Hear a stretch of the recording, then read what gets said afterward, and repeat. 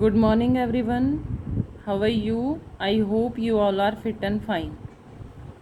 This is our last video of History Chapter First, Nationalism in Europe. 6th unit है, last unit है. काफ़ी time से हम इस चैप्टर को पढ़ रहे हैं, तो ये हमारा इसका बिल्कुल लास्ट पॉइंट आता है, लास्ट यूनिट आती है इस चैप्टर की, जिसका नाम है नेशनलिज्म एंड इम्पेरियलिज्म. इम्पेरियलिज्म का मतलब होता है बेटा साम्राज्यवाद, यानी अपने साम्राज्य को और ज़्यादा बढ़ाना, उसका किस तरह से विकास हो सके, विस्तार हो सके, वो सब. By the last quarter of the 19th century, nationalism no longer retained in its idealistic liberal democratic sentiment of the first half of the century but became a narrow creed with limited ends. 19वीं सदी के अंतिम चौथाई तक राष्ट्रवाद का एक आदर्शवादी, उदारवादी, जनतांत्रिक स्वभाव नहीं रहा. जिस तरह से हम शुरुआत से ही चैप्टर को पढ़ते आ रहे थे, सभी लोग मिलकर अपने देशों को आज़ाद कराना चाहते थे, उनमें एक राष्ट्रवाद की भावना होती थी, लेकिन धीरे धीरे करके अब वो भावना उनके मन से ख़त्म होती जा रही थी. अब राष्ट्रवाद सीमित लक्ष्यों वाला संकीर्ण सिद्धांत बन गया था, और during this period nationalist group became increasingly intolerant of each other and ever ready to go to war. और इस समय जो राष्ट्रवादी होते थे वो हर समय युद्ध के लिए तैयार रहते थे, उन्हें किसी से कोई लेना देना नहीं था.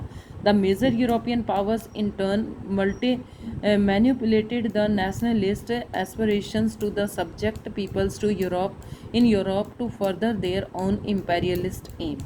अब इसमें क्या हुआ, जो साथ ही बहुत सारे यूरोपीय शक्तियों ने भी अपने साम्राज्यवादी उद्देश्यों की प्राप्ति के लिए अधीन लोगों की राष्ट्रवादी आकांक्षाओं का इस्तेमाल किया. यानी जो राष्ट्रवादी लोग थे, अब उनका इस्तेमाल जो बड़े बड़े जो शक्ति बन चुके थे, ब्रिटेन है, इटली है, फ्रांस है, ये लोग उनकी भावनाओं को अपने फ़ायदे के लिए उन चीज़ों को यूज़ कर रहे थे.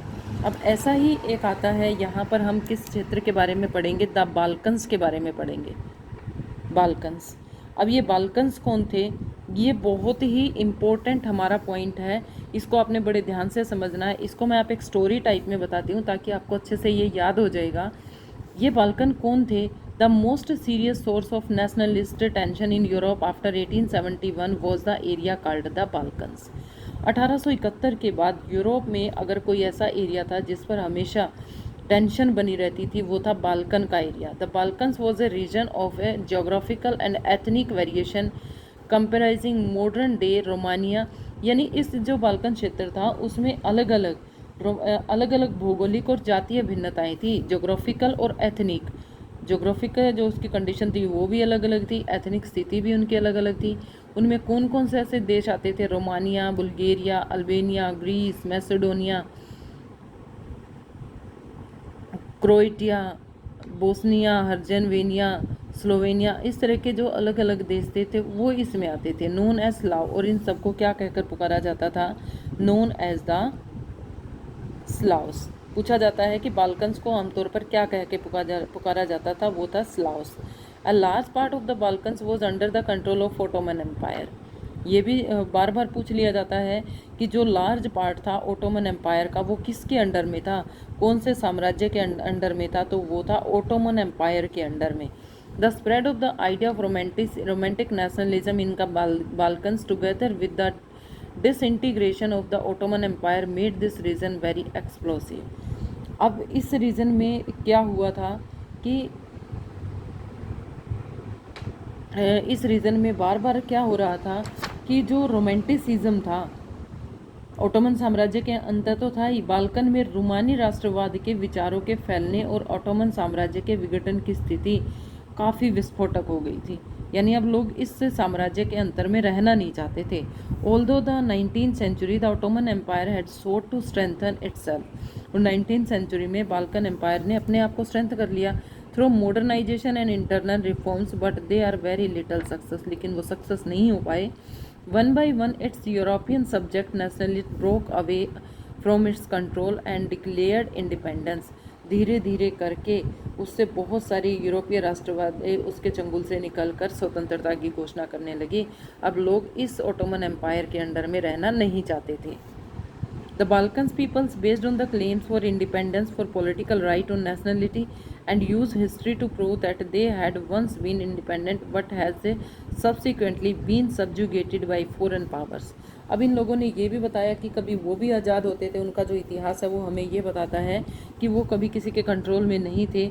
हमें तो इन लोगों ने अपने जो शक्तिशाली शक्तियाँ थी इन्होंने हमें अपने अंडर में जबरन कर लिया। Hence the rebellious nationalist in the Balkans throw off their struggle as attempt to win back through long lost independence. और इससे क्या हुआ, जो बाल्कन क्षेत्र के विद्रोही राष्ट्र समूह ने अपने संघर्षों को लंबे समय से खोई आज़ादी को वापस पाने के प्रयासों के रूप में देखा। यानी अब ये लोग सोचने लगे जब बाकी सभी आज़ाद हो सकते हैं तो हम भी अपने आप को फ्री करा सकते हैं।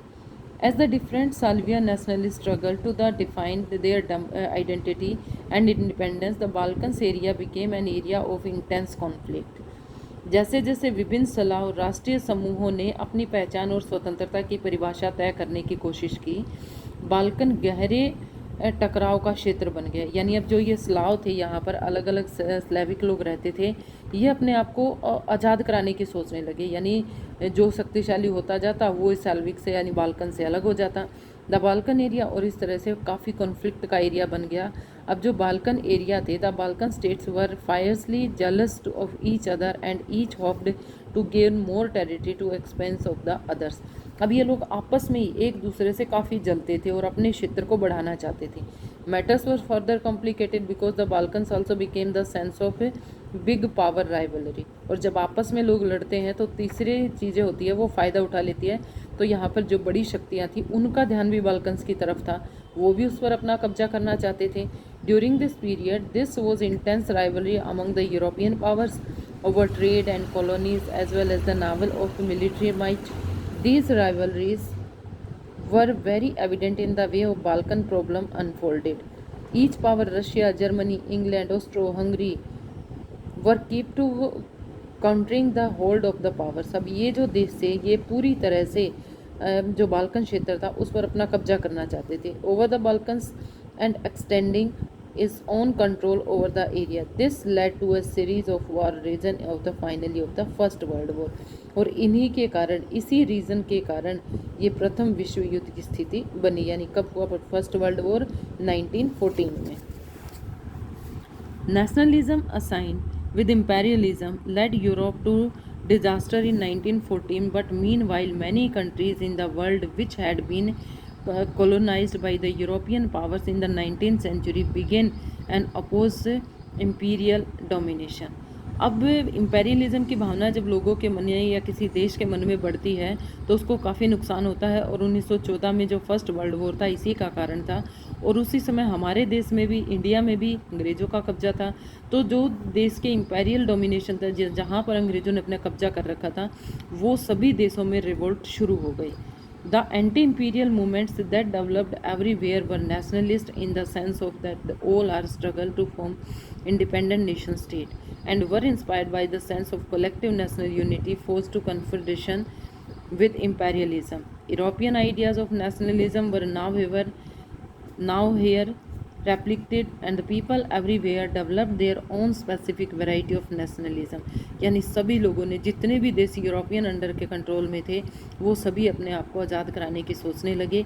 But the idea that society should be organised into nation state came to be accepted as natural and universal. लेकिन जो आइडिया था अपने आप को आज़ाद कराने का आइडिया था, समाजों के राष्ट्र राज्यों के गठित किया जाना चाहिए, अब स्वाभाविक और सार्वभौमिक मान लिया गया। यानी अब सभी देशों ने ये स्वीकार कर लिया कि कोई भी देश किसी के कब्जे में नहीं रहेगा।